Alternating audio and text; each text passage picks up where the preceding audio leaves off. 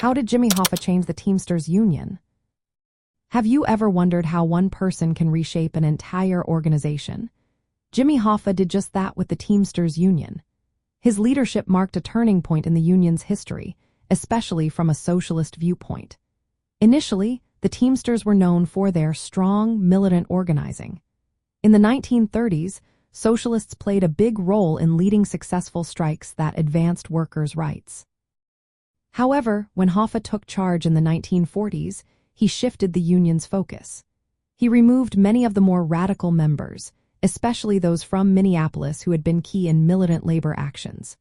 Instead of pushing for workers' empowerment, Hoffa formed alliances with organized crime. This change compromised the union's democratic nature and moved it away from its roots in class struggle.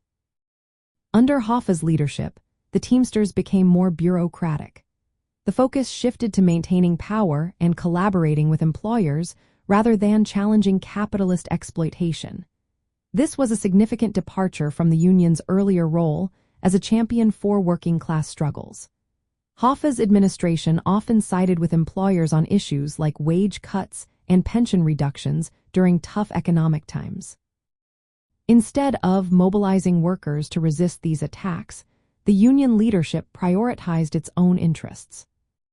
As time went on, opposition to Hoffa's leadership grew. In the 1970s, reform movements like Teamsters for a Democratic Union emerged. These groups aimed to restore democracy within the union and fight against corruption.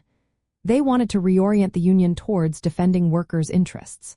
However, Hoffa and his successors resisted these changes, maintaining a tight grip on power that limited genuine worker involvement.